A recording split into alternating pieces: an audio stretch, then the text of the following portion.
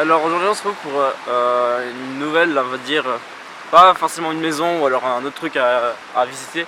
C'est plutôt une ancienne galerie de drainage en fait de la Chenola qui a été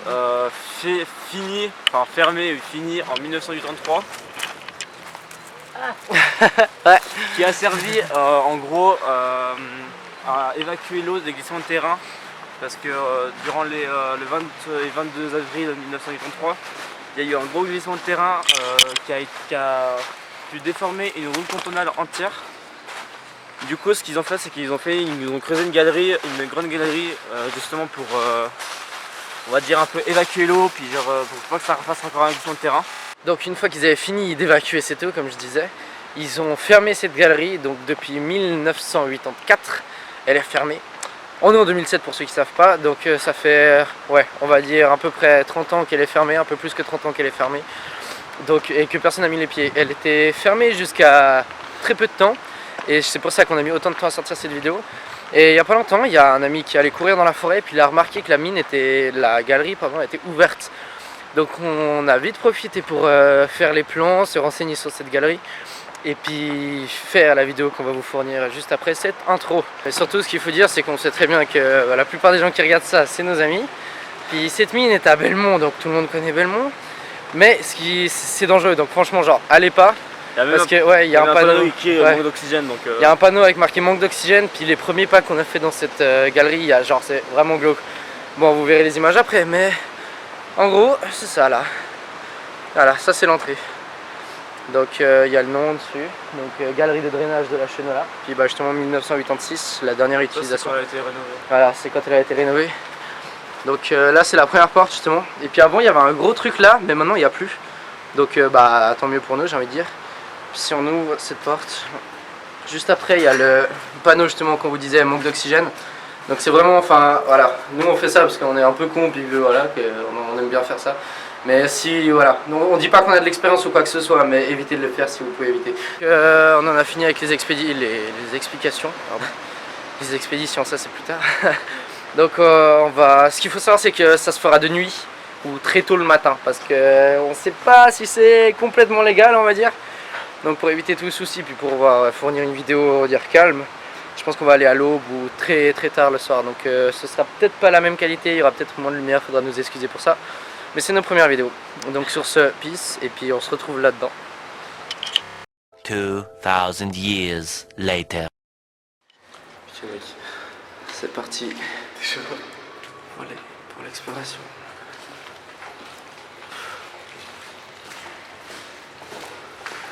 J'aime pas. Ah, vraiment.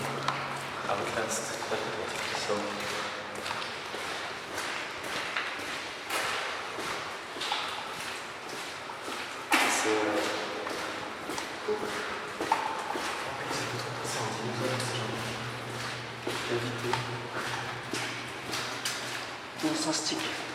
Lance un stick. Alors on a des sticks lumineux. Comme là-bas, vous le voyez, il est bleu. C'est pour pouvoir se repérer. Celui-ci il est jaune je crois. Voilà, c'est comme ça.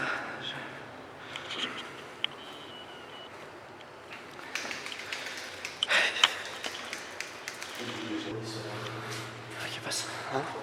Ouais, t'as vu?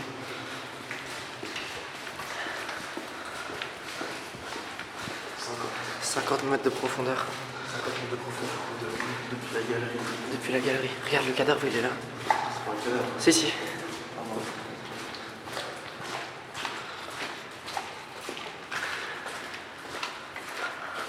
Ah c'est pas humain. Non. Donc on voit. Film, il faut voir ce que c'est. On dirait une sorte un renard, on dirait. Ouais, c'est un renard. 100% c'est un renard. Je pense que le mec qui regarde. Moi c'est sûr qu'il a. C'est genre sa fourrure, ou bien ce qu'il a bouffé, ou juste sa peau. Mais c'est abusé parce qu'on dirait qu'il s'est endormi et puis qu'il est mort comme ça. Ah, en fait, oui, c'est un bon sommeil. À ce qui paraît, ça repose bien. Ouais, j'avoue. Bon, mec, ça me fout les boules, les bruits qu'il y a derrière nous. Là Ouais. Ça, Ça, c'est un nid d'araignée, ça. C'est sale. Mais j'ai envie de shooter dedans. Non, arrête.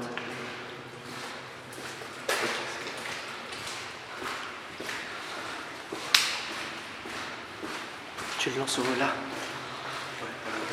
Ah, on arrive aux 100 mètres de profondeur. Ok, ça fait 100 mètres dans la galerie et jusqu'à maintenant on est tombé sur un renard mort et en décomposition. Et on y arrive plus loin. Mets-le là, mets-le là.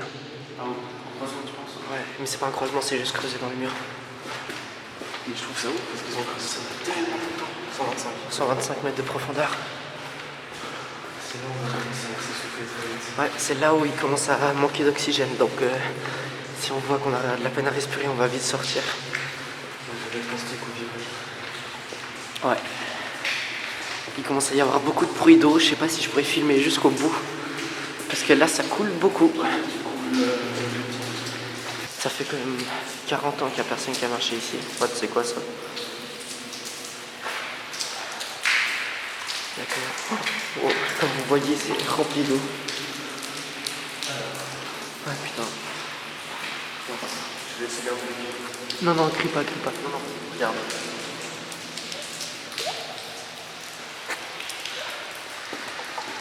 On est à 155 mètres de profondeur. Là, le plafond se lève gentiment. Ouais, là ça commence à partir en couille le plafond. Mets des sticks, mets des sticks.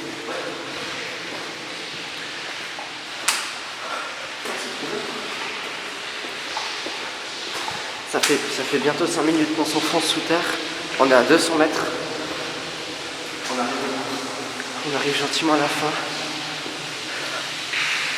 Mais en tout cas, l'ambiance ici, c'est glauque, c'est oppressant. On n'arrive pas à respirer. Moi ça va, je suis un peu... Ah là, attends. Là on va...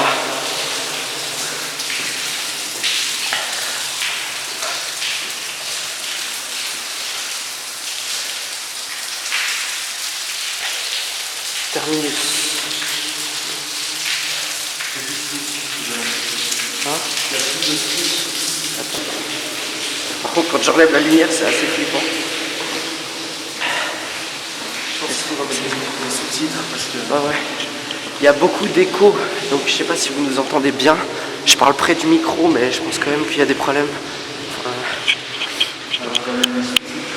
Donc on verra tout ça. Éclair droit. Ouais. On laisse les sticks.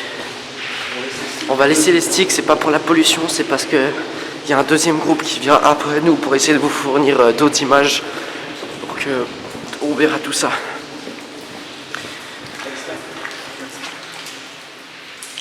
Alors ça, tu vois, c'est ça justement qu'il faut pas respirer. Enlève un peu la lumière. Voilà. Je sais pas si vous voyez bien. Voilà.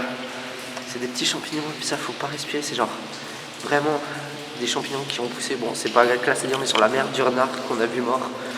Donc si tu respires ça, t'es dans la merde. Il y a des champignons qui ont la particularité sans se mettre dans les insectes. Qui les zombifient, qui prennent le contrôle en eux, et qui font en sorte que cet insecte qui a un champignon dans le cerveau, donc aille se foutre en haut d'un arbre. Donc le champignon le tue, sorte de son corps et puisse envoyer ses spores dans le vent pour aller contaminer d'autres insectes, etc. Je trouve ça ouf parce que genre, les zombies c'est un truc qui fait flipper tout le monde parce que justement c'est des zombies, etc. C'est dangereux. Ici. Les champignons qui font des zombies, c'est... Waouh. Alors, débriefing, on est sorti il y a 20 minutes de la mine, Loïc et moi. Il y a 10 minutes, Jonas et Kylian sont sortis de leur expédition, donc la deuxième aussi. Et je vais commencer par donner mon avis sur ce que j'ai vu avec Loïc. C'était flippant, c'était très glauque, c'était renfermé, il faisait sombre. Il y avait plein de poussière, l'air était étouffant. Ouais, c'était une bonne expérience dans le sens où je me suis cru dans Outlast, qui est quand même un jeu bien flippant.